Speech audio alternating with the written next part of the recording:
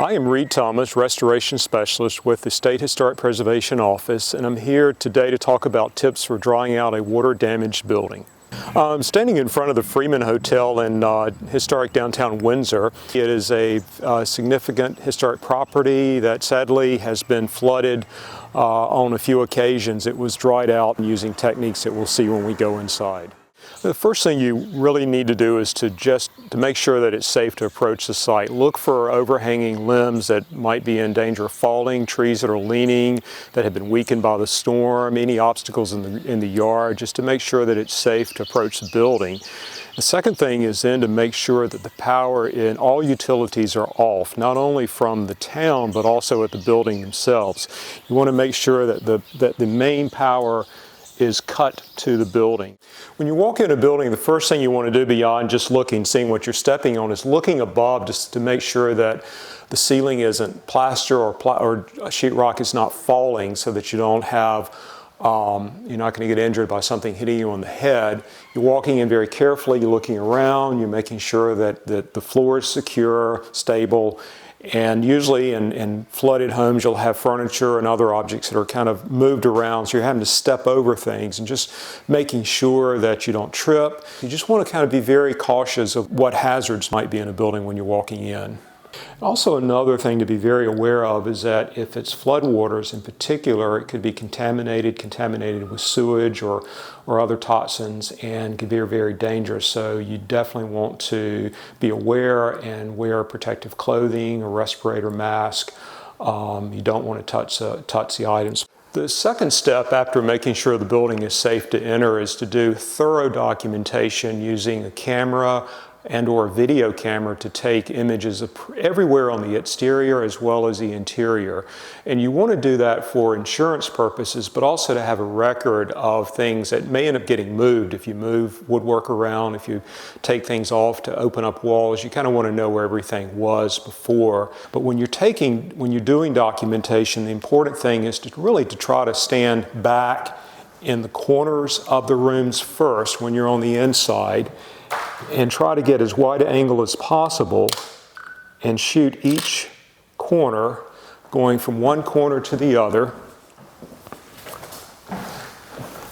trying to get in as much as you can, being aware of every corner.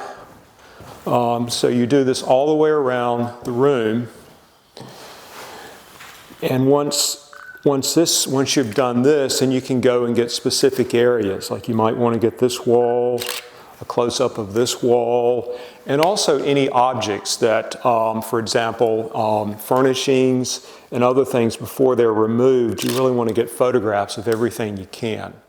The first thing after you do your documentation is to make temporary repairs. If you've got holes in the roof, metal that's blown off, if you need to put up tarps, any stabilization, if you've got porch columns that are pushing off and about to fall off, any stabilization needs that really need to take place. And also any repairs, you should consider they should last at least minimum of 6 months, because it could be even longer than that by the time it takes to get a contractor in a very busy area to come and actually do the repairs. So plan for your temporary repairs. If you're patching a roof, if you're patching a window that's blown out, to last for at least 6 months, if not longer. You want to come in and start at the attic and actually look for items that are water soaked and start removing them from there down, particularly if they've got a lot of weight to them and it can actually potentially fall through a ceiling. The objects also, for example, if this chair was soaking wet, you'd want to take this out, because the moisture will continue to evaporate inside the building. So you really want to help promote dryness in the building. So these things need to come out. It's very important to try to get the windows open to promote dryness. And if the windows are stuck, if these are wood windows, you can often remove the sash stop with a small pry bar. The sash stops on either side usually are just nailed into the jamb, so you pry this trim piece off, and then you can actually work your sash completely out. If there are ropes and pulleys, you can pull those down and actually get the sash out to allow for natural ventilation. I would open up as many windows as possible, and you can actually get kind of a chimney stack effect. If you can open the windows in the attic or vents in the attic, if you can open the windows on the second floor along with the windows on the first floor, open up all the doors, and actually will draw the air up through the building and help to promote dryness. And if there's security concerns, you can actually apply plywood panels on the outside with using 2x4s on the inside with carriage bolts going through as kind of a clamp method. And those can be easily installed and taken out without having to damage, drill holes, or nail into your trim. And you can also put large vents in those panels.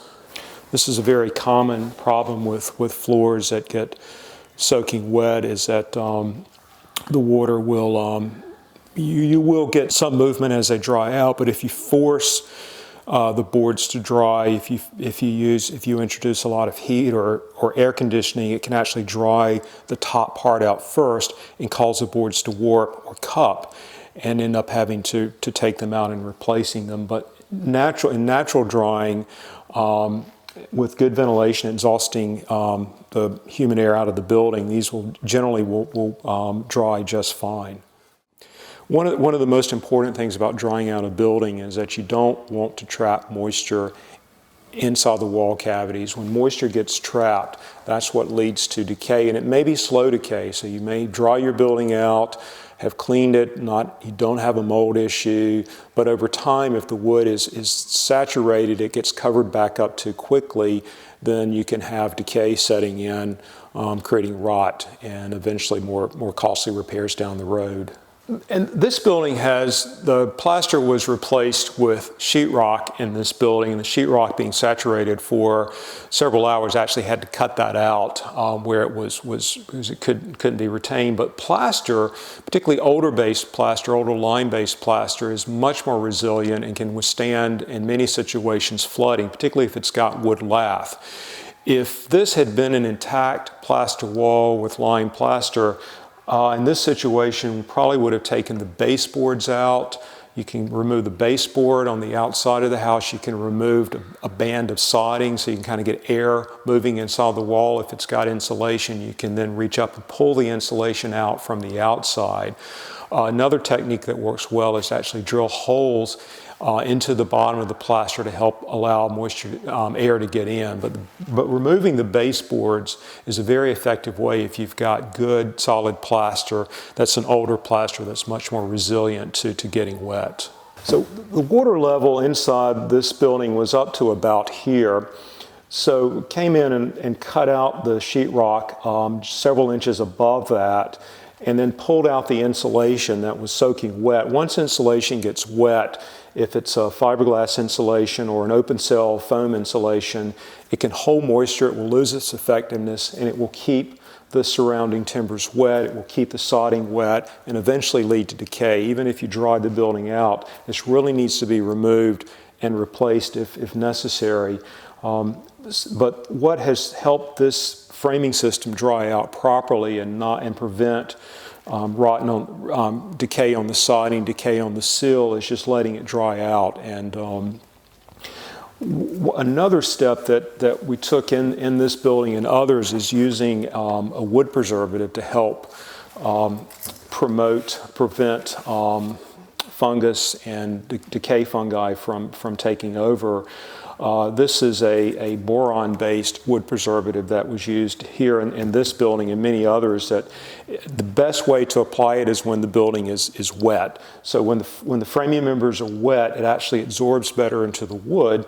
And this boron-based wood preservative has really helped, I think, promote reducing the potential for decay inside the framing.